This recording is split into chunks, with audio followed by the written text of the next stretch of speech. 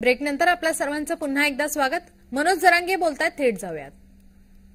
तुम्ही जर राहिलात तर आम्हाला आरक्षण देताल, तुम्ही जर मैदानात असाल तर आम्हाला न्याय मिळेल, तुम्ही नसलात तर आम्हाला काय मिळणार। म्हणून त्यांनी मला रात्री सलाईन लावलीच। माझा हट्ट होता की नको, तुम्ही तुमच्या या मायापोटी मग समाजाला मिळत आलेलं मिळणार नाही। शेवटी हत्यारे आमरण उपोषण हे मराठा समाजाची शक्ती आहे, माझी शक्ती आहे ती, मला तिचा पूर्ण उपयोग करू द्या। तुम्ही माझं ऐका, पण माझं कुणी रात्री नाही ऐकलं, कारण सरकार जास्त आमरण उपोषणाच्या शक्तीला घाबरतं आणि दुसरं त्यांच्या सत्तेच्या खुर्चीला घाबरतं। या दोन गोष्टीला घाबरतं, मला करू द्या, पण नाही ऐकलं त्यांनी। तर ठीक आहे, आता त्यांनी सलाईन लावलीच, तर मी पण मात्र आता मीच ठरवलं की काही उपयोग नाही, मग या सलाईनवर पडून राहण्यात काय उपयोग नाही, कारण ही एक प्रकारचं जेवल्यासारखंच असतं। बेगडीपणाचं आंदोलन किंवा उपोषण किंवा काही असो मी नाही करू शकत, त्यापेक्षा ते नाही केलेलं बरं। या मतावर मी आलेलो, ते नाही केलेलं बरं ना। सलाईन घ्यायचं नाही तर पडून राहायचं 10-12 दिवस।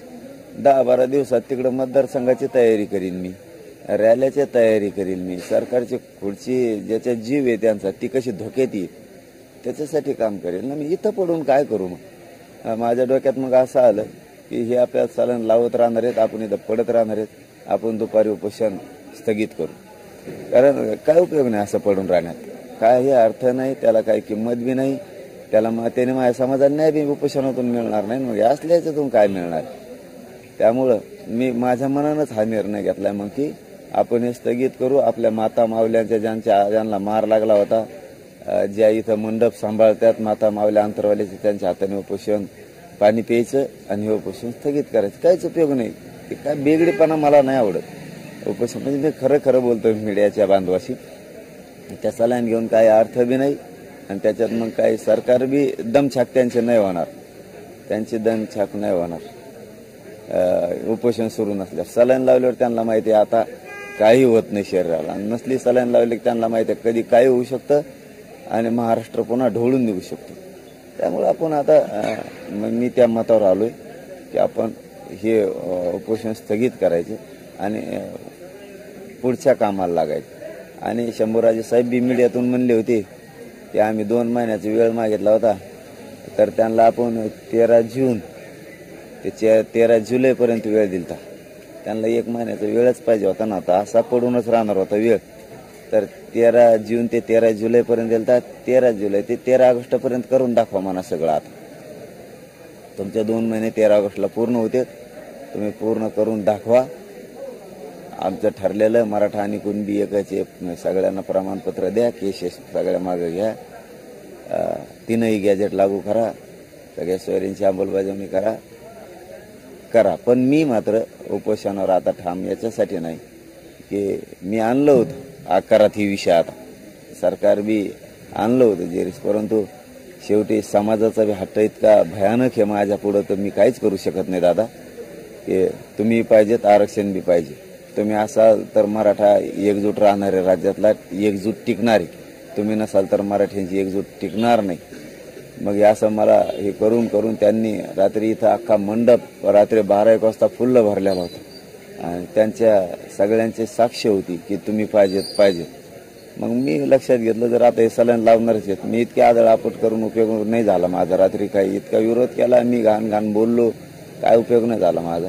शेवटी ते म्हणले आम्हाला तुम्ही पाहिजेत, समाजाला बी पाहिजेत, समाजाला तुम्ही न्याय देऊ शकता, तुम्ही असला तर 4 महिने लेट भेटन आरक्षण, पण तुम्ही असल्यावर भेटन, तुम्ही नसलात तर भेटणार नाही, त्याच्यामुळे तुम्ही पाहिजे। त्यांनी सलाईन लावली, तर मग मी ह्या ठेप्यावर आलो की सलाईन लावून इथं पडून राहण्यात काहीच अर्थ नाही। मग ज्या सत्तेत जीव आहे, खुर्चीत जीव आहे सरकारचा, त्याच्यासाठी आपण तयारीला लागलं पाहिजे खुर्ची वाढण्यासाठी।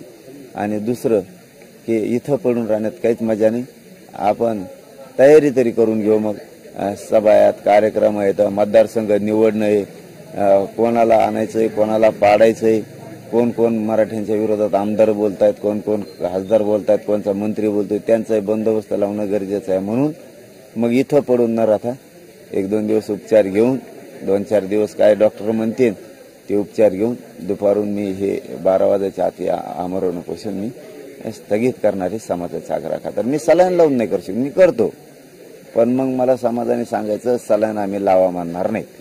बिना सलाईनचं मग मी 15 मरूच तर करायला तयार, पण सलाईन लावून करायला मी तयार नाही. ते खोटं बिगडी उपोषण मी नाही करू शकत. समाजाचं जर म्हणणं असेल तुम्ही सलाईन लावू नका, मी लगेच करायला तयार आहे, ते तसं सुरू ठेवायला तयार. पण सलाईन लावून म्हणणं असेल तर मी करायला सलाईन लावून तयार नाही. पाटील साहेब, प्रवीण दरेकर असं म्हणाले की मनोज जरांगे दाढी मिशा काढली तर गणपत पाटलासारखे दिसतील, त्यावर मनोज टीका केली. हे माझं जरा चांगलं होऊन द्या, त्याला सांगतो कोण कसं दिसतं काय दिसतं, त्याला सगळं सांगतो मी, कोणासारखा दिसतो काय दिसतो. तो बी कोणासारखा दिसतो, तो नाकार कसं, तो ते बिगर मिशाचं थुतार कसं, तो बी कसा दिसतो, ते तमाशातल्या मावशीवणी बिगर नाथाच्या मावशी, तो सगळं सांग. थांब मला थोडं नीट होऊन दे. तो काय मागं ठाणे मतदारसंघात 25 वार्ड क्रमांकावर तो कशामुळे प्रेम आहे, तो कोणत्या बँकेत काय, मी तू दमधर माना जरा. तू दमधर. तो हे लोक इथे येऊन बसलेले आहेत मायापाशी, तो ह्या मतदारसंघात. मला ते वाचता नाही आलं नीट. तुला शेवटची संधी सांगतो, तू माया नादी लागू नको. शेवटची संधी सांगतो दरेकर, तू माया नादी लागू नको. मला तो काही काढायचा, मी अगदी प्रेमाने म्हणतो.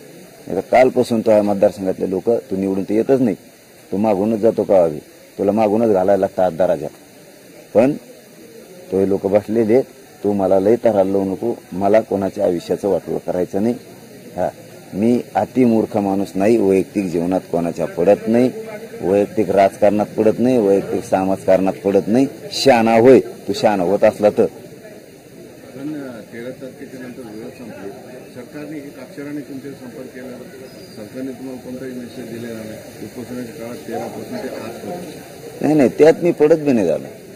मी त्यात पडत नाही. मी ओरिजिनली हो जातवानी कट्टर मराठा आहे, खानदानी मराठा आहे. मी त्यात पडत नाही. बसायचं मग मला कोणतरी संपर्क केला पाहिजे, मग तिकडे गेले इकडे कम नाही आले, तसलं नाही. माझ्या शक्तीच्या बळावर, माझ्या समाजाच्या शक्तीच्या जोरावर मी आंदोलन करतो.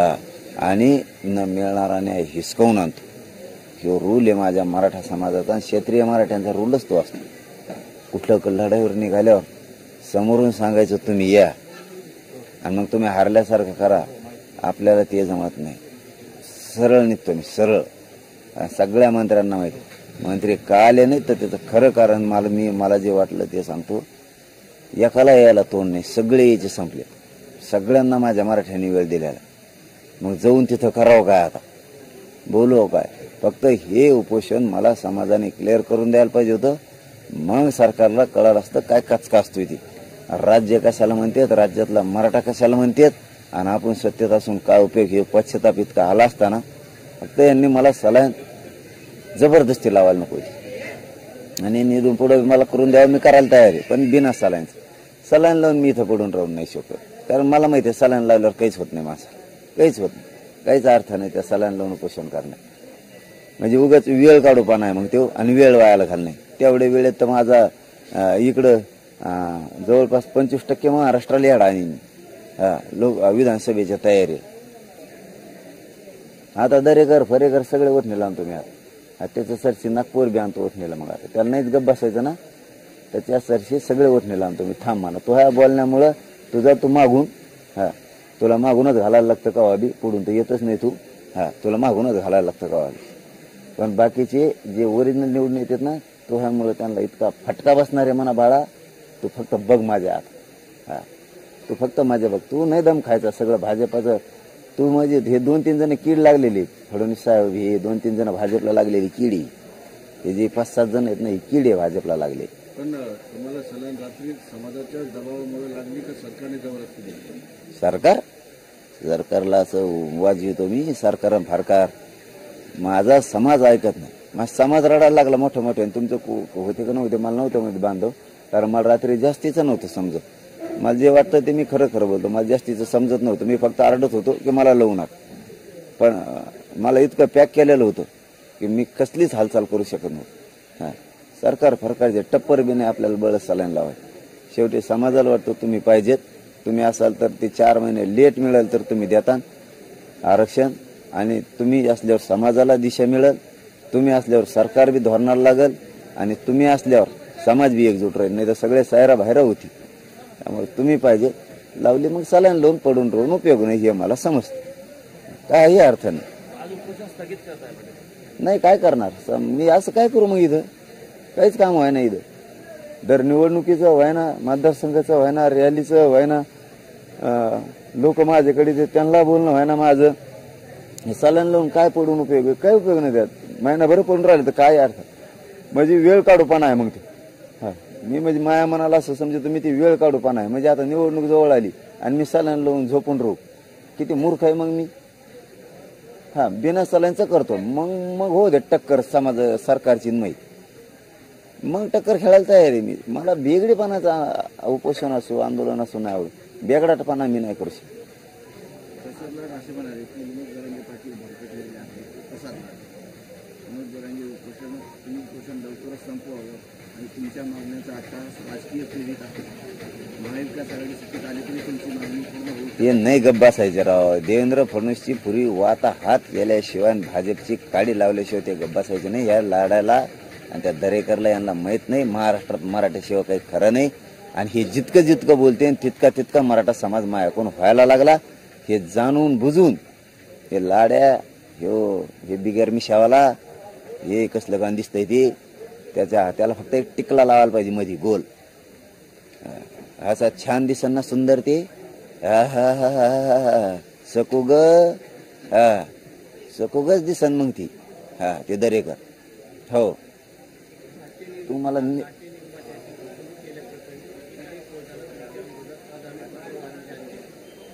करणारच ना. अभियान सुरू आहे ना दरेकरचं, सकोबाईचं, बिगर मिशाची सकू अभियान सुरू आहे त्याचं. देवेंद्र फडणवीस सांगतो ना कर म्हणून. मला एक सांगा, एक छत्रपती शिवरायांचं महानाट्य, शंभूराजांचं महानाट्य दाखवलं, ती कोणात हिंमत नाही दाखवायची, ते दाखवलं. मराठवाड्यात कोणी दाखवू शकत नाही एवढं बलाढ्य मोठं महानाट्य. आम्ही धाडस केलं, पोरं होत त्या टायमाला, आम्हाला काही कळत नव्हतं, पोरं होतं आम्ही दाखवण्याचं. सविस्तर ऐका आता, मला ते सांगायचं नव्हतं पण सांगायची वेळ आली आता. हा, एक पोरं होतं, दाखवायची वेळ आली. शिवरायांचा, छत्रपतींचा आमच्यावरती विचाराचा पगडा आहे, आम्ही दाखवण्याचं काम केलं. 33 जण होतो, दाखवण्याचं काम केलं. आम्हाला असं म्हणायचं ही हिंमत कोण करत नाही, तुम्ही कशाला करता? म्हणजे जे हिंमत करत नाही तेच आम्ही करत असतो. हा, आणि मराठवाड्यात पहिलं शंभूराजे महानाट्य आम्ही दाखवण्याचं एक धाडस केलं. व छत्रपतीमुळे जागृती व्हावी, जनजागृती व्हावी, छत्रपतींचे विचार, हिंदुत्वाचे विचार जावे समाजात, म्हणून ते एक समाज जागृतीसाठी केलेला कार्यक्रम आहे. इतिहासाची जनजागृती करण्यासाठी तो केलेला कार्यक्रम आहे, तो आम्ही केला. त्याच्यात तोटा आला, काय करावं? त्याच्यात काही सगळ्यांना माहिती आहे, नाटक करणारा त्यात काही जणांनी पैसे चोरलेत त्यात, मग ते आलं. आमच्याकडे तर गल्ला नव्हता बी, हजारो साक्षीदार आहेत त्याला. म्हणजे सविस्तर मीडियावर सांगायला लागलो मी, गल्ला मनोज जरांगेकडे नाही, पैशाचा आहे त्याच्याकडेच, त्याला सगळं माहिती आहे. हा, इथपर्यंत क्लिअर आता. त्याच्यामुळे आम्ही नुसते गोळा करून आणून द्यायचे, कमी पडले याच्याकडून घे त्याच्याकडून घेईन, त्यांना नेऊन द्यायचे, करा बाबा भरपाई. त्यांनी कवा म्हणायचा तोटा आला, कधी म्हणायचं फुल पैसे गोणी भरून आले, तर कधी म्हणायचं कमी आले. आता हातातच त्यांच्या, त्याच्यामुळे जे असेल ते असेल. आता ते झालं गेलं, गंगाला घोडं नालं असं आम्ही समजलेलं आहे त्याच वेळेस. पण केलं प्रामाणिकपणाने जनजागृतीसाठी, कारण तो सांस्कृतिक कार्यक्रम. हा, सांस्कृतिक कार्यक्रम आहे, लक्षात ठेवा सगळेजण. त्यामुळे आम्ही केला. आला तोटा, आता ते काय करावं त्याला? आला तर काय डोक्यात दगड घालता का? आता आला तर मग त्यात 3 जण होते, 3घांनी वाटून घेतलं. ऐकायला येते ना? मग आम्ही आपले ज्याच्या त्याच्या वाट्याला दिले, आम्हाला खाजगी दिले. महाराजांना एक दिला खाजगी, मला एक खाजगी दिला, आम्ही दोघांना दिले. मग आता खाजगी तुमच्यासारख्याची. मग एक जण राहिला तर ते नाटक, ते म्हणलं मी ते देतो, मग त्यांनी ते द्यायचं काम होतं त्याच. त्यांनी काय ते दिले नाही, ते लकडं पुन्हा आमच्या बिघाड्यात गुतलं. आता आम्ही इकडे दिले नाही का? तर दिलेत. आमच्याजवळ साक्षीदार आहेत, खाजगी माणसाचे घेतलेले आम्ही देऊन टाकले. जे इमानदारीनं त्या शिष्य पडले ते दिले सगळ्यांनी, मग देऊन टाकलं. आता काय राहिलं तरी ते आमच्या गळ्यात गुतीलं, कारण तेव्हा जरा अतिशहाणा आहे ते 3रा. त्याच्यामुळे ते गुतलं. ठीक आहे, आता झालं गेलं ते. हा, दिले आम्ही इथपर्यंत क्लिअर आहे. महाराजांनी बी महाराजाचे दिलेले, मी पण माझे दिलेले, सगळे जो साक्षीदार आहेत लोक. तरी ते आता त्यांनी त्याचे द्यायला पाहिजे. त्यांनी त्याचे चेक दिलेत. फुकट चेक देईन का माणूस? इथे येडा असून द्या. आता हा बघ, बेतायचे म्हणल्यावर ते सोडून द्या. बेतायचे म्हणल्यावर बीतीनारच आमच्यावरती. हा, पण दिले मग त्यांनी त्याचे द्यायला पाहिजेत का नाही? आता हे क्लिअर झालं, चला जाऊ द्या. तरी बी हे झालं, तिघाची चूक असू नसू ही भाग वेगळा. सांस्कृतिक कार्यक्रम आहे, नीट ऐका बरं का. छत्रपतींचा कार्यक्रम आहे, सांस्कृतिक आहे, जनजागृतीसाठी दाखवलाय. तिघाचं सोडून द्या आमचा हात. हा, का बरं? सांस्कृतिक मंत्रालय मदती करू शकत नाही? करू शकत नाही? पाठीमागे धर्माधिकाऱ्यांचा कोणाचा तरी कार्यक्रम होता, अमित शहा आलते तेव्हा. हजारो करोड रुपये आमच्या जनतेचे सांस्कृतिक कार्यक्रमामार्फत तुम्ही घालू शकता. आणि एक सामान्य पोराने छत्रपतींचं नाटक दाखवलं, त्याला काय अडचण आली असेल 4-2 लाखाची. तर तुम्ही ते 4-5 लाख काय असतील ते भरू शकत नाही सांस्कृतिक कार्यालय. छत्रपती फक्त निवडून येऊस तर मोदी साहेब छत्रपतींचा आशीर्वाद आणि शपथ घेतात, ते चालतं. आणि 4 पोरं अडचणीत आणायला निघालात तुम्ही देवेंद्र फडणवीस साहेब. ते हे करून काय शोभतो तुम्हाला? आता दुसरी गोष्ट सांगतो, आम्ही फसवणूक केली असं म्हणतात. किती फसवणूक दाखव. एक पनवेलचा मॅटर आहे, मला आता आठवना उपोषणामुळे. त्या माणसाचे 4-5 करोड रुपये बँकेत आहेत, स्वतःचे त्यांनी केसेस केल्यात. समोरच्या माणसं कोर्टाने निकाल दिले, त्याच्या पोरी तिन्ही फाशी घेणार आहेत ते पैसे जर नाही दिले तर. इतके हाल चालले. त्या पोरींचं शिक्षण बंद पडले. 5 वर्ष झालं ही शाळा सुरू आहे सगळी. त्यात काही आमदार मंत्री बी आहेत का रे बाबा?